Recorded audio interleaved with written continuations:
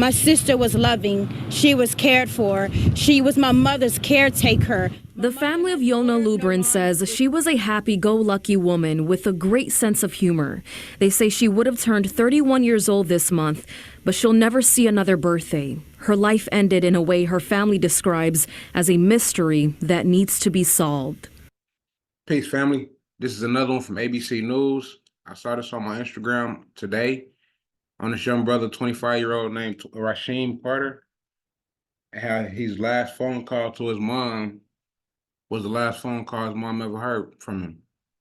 And so if you like this content, or if this touches you, or if you're familiar with the content, hit that subscribe button. If you're a returning viewer, as I always say, I appreciate you. When I hit 500 subs, I'm doing another giveaway, so watch the videos. I'm doing various type of videos, some pre-recorded, some of my own, some of me sharing information. But without holding y'all, we're gonna jump straight into it. Peace and love, family. On behalf of Akuno San Call for Bein, you know what I'm saying? Jay, where you at? We're trying to help our people elevate. Hope, H-O-P-E. We're giving them hope. We doing what we gotta do, you know. Every day, one step at a time, man. We gonna make it happen. Helping our people elevate. Yeah. Sometimes I practice, focus, thought, and meditate. I'm trying to come with other ways to help our people elevate and seeking knowledge, make me levitate. The lifted mental state is what results from how we orchestrate. This for the family's sake. Let's self-reflect and self-evaluate. And every day, make sure the steps you take, you calculate. Receive a master's fate. I know I can't exist without the hate, but that's okay. I balance that with higher self today. Success is on this way, and after that, my flesh can pass away.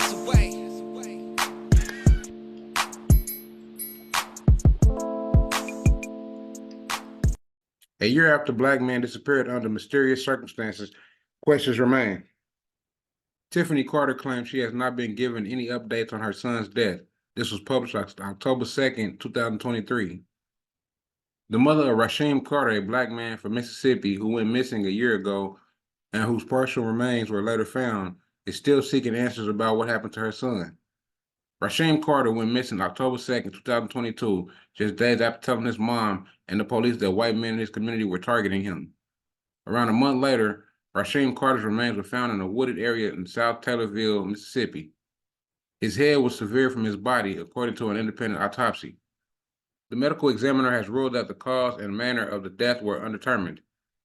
Officials investigating the case haven't updated Rasheem Carter's family on new developments for several months, according to Tiffany Carter, Rasheem Carter's mother. If you have done everything you can, Tiffany Carter told ABC News, why I still don't have an answer to what happened to my son. The Mississippi Crime Lab notified the family that additional remains found on February 23rd matched Rasheem Carter's DNA, according to a statement released by his family and attorney, Ben Crump, in April. He told me on the phone that it was 3 trucks of white men trying to kill him, Tiffany Carter said. As any citizen of this world, you're going to try to get to a place of safety. And I thought telling him to go to a place of safety was the right thing to do as a mother because I wasn't close enough to get to him myself. Rasheem Carter notified police that he was concerned for his safety and visited Taylorville Police Department on 2 separate occasions leading up to his disappearance. According to Tommy Cox, chief of the Laurel Police Department, which filed the initial missing persons case after the family came to them for help.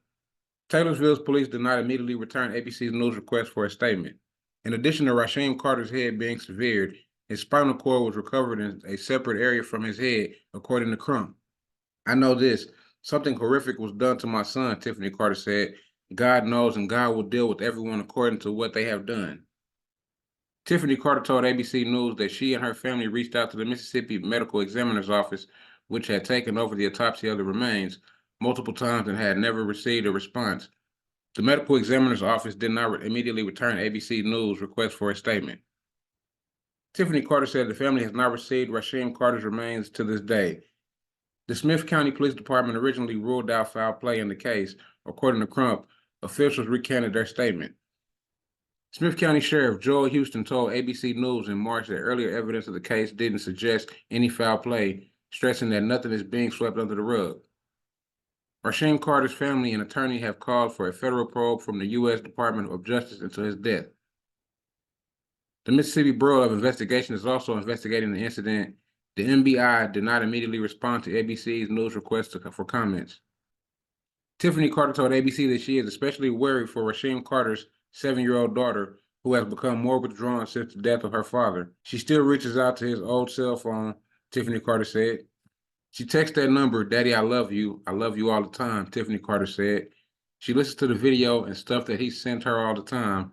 When I get her, my heart crushes every time because she looks just like him. Turning now to what could be new clues in the disappearance of a young black man in Mississippi who claimed he was being targeted by white men in the county where he worked. ABC's Mona Kosar Abdi is here with more on what his family is now saying. Mona, good morning. Good morning. There's been a haunting new discovery 6 months after the mysterious death of 25-year-old Rasheem Carter. His family says he was last heard of in fear for his life. Now they are calling for transparency from police. This morning, the family of a deceased Mississippi man demanding answers after an alleged brutal racist attack and a new set of possible remains after a series of other body part discoveries. According to police, 25-year-old Rasheem Carter was last seen in Laurel, Mississippi back in October. After complaining to his mom, he was being followed by white men in trucks yelling racial epithets. Police confirm Carter sought help at a local police station. I'm the mother that's going to keep standing, that's going to keep fighting, that's going to keep doing what I have to do as a mother to get the justice that my son deserved. His family and civil rights attorney Ben Crump calling for justice, insisting Carter was mutilated. We know that this was not of natural causes. This was a Mississippi lynching in 2022. The Smith County Sheriff telling ABC News his office initially ruled no foul play was involved in Carter's death. But now the Mississippi Bureau of Investigation, who has taken over the case, says it's an ongoing investigation. The sheriff adding in a new statement, quote, "Our goal is to uncover the truth, regardless of outside opinion or influence, and to bring closure and truth to Mr. Carter's family." According to Carter's autopsy report, a cause of death is undetermined at this time. His mother accuses local authorities of trying to sweep this case under the rug. Mississippi, all America is watching to see if you're going to do right by Rasheem Carter. There's a $50,000 award for information solving this case, and the family's attorney is calling for a federal investigation. You guys, we heard from his parents saying that they are not going to give up until they find out what happened. Eva? Mona Kosar Abdi for us. Thank you, Mona. Black woman's hanging death haunts family and evokes a painful history. Orlando police declared Yolna Lubrin's death a suicide. Her family says investigators need to dig deeper.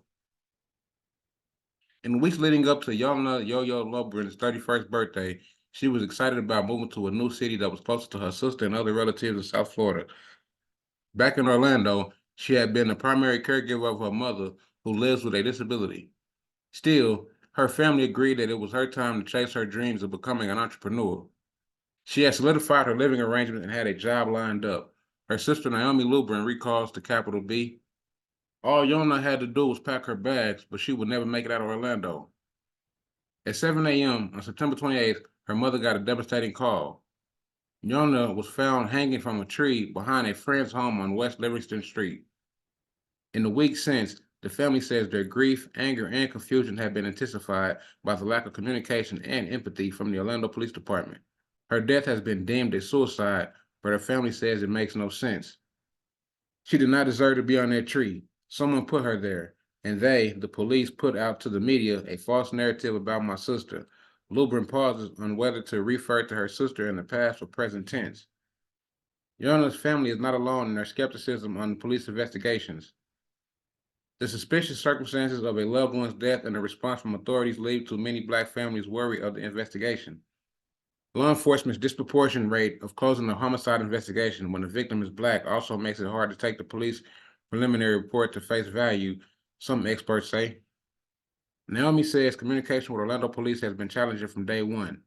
There has been meetings that have been set up that were canceled at the last minute, and trying to get the lead case detective on the phone has been impossible, she says. It really has been strangely cold and with no transparency, says Life Malcolm, the Lubrin family attorney. We don't know anything outside of the little bit of information the Orlando Police Department has probably already shared publicly. The department told Capital B in an email that the case detective has been in contact with Yolna's family throughout the investigation, but didn't comment further about their communication with Malcolm. "I know what it's like to work with the police department when dealing with tragic sudden death of a family member, and OPD, in my views, ain't doing it right," says Malcolm, who reflected on his son's homicide investigation in Tampa 10 years ago. As far as I'm concerned, OPD stands for Opacue Police Department. They really have been completely opacue.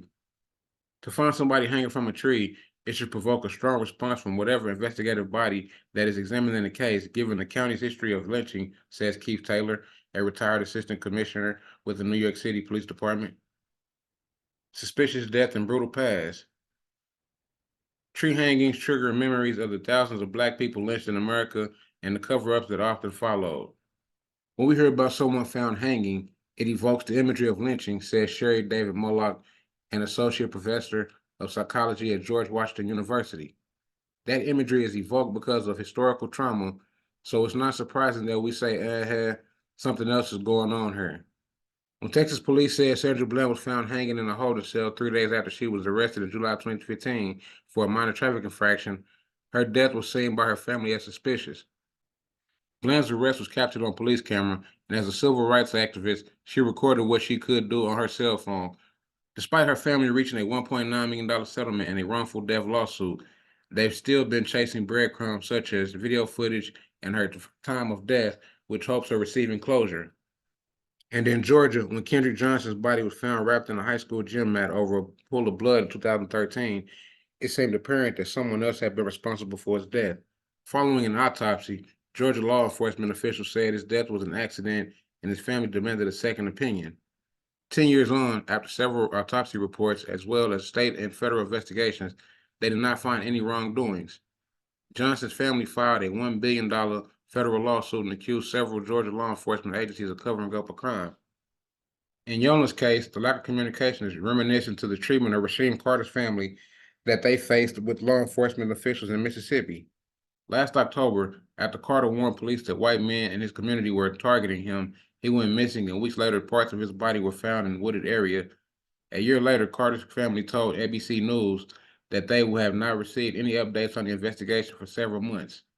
Instead of celebrating Yolna's birthday on October 13th, the Lubrin family hired an independent pathologist to conduct an autopsy for their own records. Yolna was laid to rest on October 28th. Her sister Naomi hasn't had much time to mourn.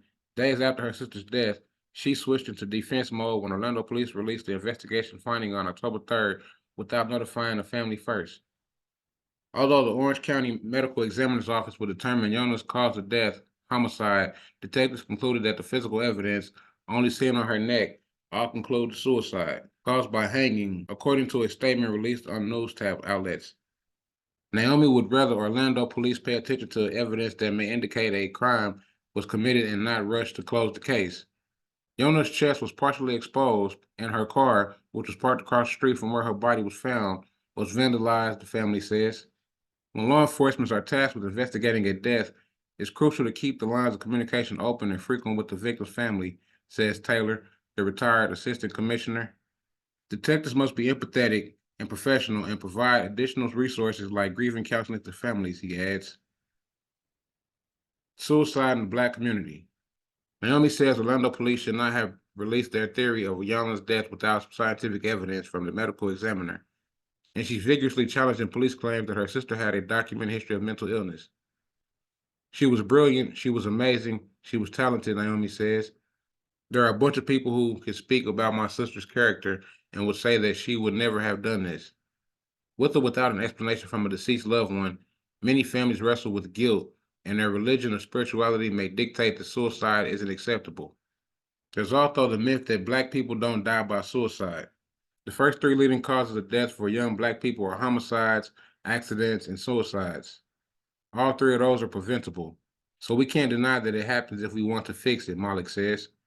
Hanging and suffocation are relatively common methods young Black people have used, Malik found in her research published last year, and those are leading methods of suicide death among Black women other than pills. It is really hard to come to grips with the fact that a loved one has died by their own hands, and that cuts across all social classes, all race and cultural groups, Malik says. In Orlando, the Lubrin family and members of the community have hosted almost weekly protests demanding the police share all documents in connection to the investigation. The department told Capital B in an email that any further updates of the investigation would need to be directed to the medical examiner's office. Yolna's sister says that she will continue to lead an outcry of not letting my sister's name be in the shadows of darkness. My sister was a loud individual, Naomi says, meaning she spoke very loud, and because that was her character, I'm going to speak loud and hit volume to let the Atlanta Police Department know that she has a family and that loves and cherished her. She wasn't another number. We shared this next story. We need to warn you, the details are hard to hear. A woman in Orlando was found hanging from a tree. Orlando police have said they believe she committed suicide. But her family thinks that someone else is responsible for her death. West News Tonight, Gabriel Diaz explains why her loved ones and activists are now calling for accountability. My sister was loving. She was cared for. She was my mother's caretaker. The family of Yolna Lubrin says she was a happy-go-lucky woman with a great sense of humor. They say she would have turned 31 years old this month, but she'll never see another birthday. Her life ended in a way her family describes as a mystery that needs to be solved. On September 28th, 2023, Thursday, at approximately 7 a.m. in the morning, the partially nude body of 30-year-old Yolna Lubrin was found hanging from a tree in the back of a home in Orlando, Florida. The Orange County Medical Examiner tells WESH 2 the cause of Lubrin's death is still under investigation, but Orlando Police Department believes the cause was suicide. In a statement, OPD said in part, while all death investigations are predicated upon the existence... Saying I'm not going to stop these videos while they playing, but let's just be logical. She was found in someone's backyard. Wasn't no chairs around. They didn't say anything about no chairs around and like that for her to lift herself up on a tree and hang herself. So how the hell is this suicide? Of trauma to the body in order to determine a criminal act. Our investigation has thus far not revealed any physical injuries other than the ligature marks on the neck caused by the hanging. Because my sister, Yolna Ruth Lubrin, did not commit suicide. Lubrin's older sister was joined by two community activists Wednesday morning as she talked about her family's loss. She's not a case number, but she's a person that tragically lost her life. OPD says there's documented history of mental illness, witness statements, and cell phone communications from Lubrin that showed signs of suicide. Lubrin's body was found in the backyard of a home near West Livingston Street and North Westmoreland Drive. Her family says as far as they know, she had no connection to that neighborhood. That she didn't put herself there, someone had to have put her there. Investigate all individuals who lived or occupied the home of where Mrs. Lubrin's body was found. In Orlando, Sanaya Brigadigas, WESH 2 News. Orlando police says it never takes death cases lightly and that Lubrin's case is still an open investigation. If you or someone you know may be struggling with their mental health, please call 911 or the National Suicide and Crisis Lifeline at 988.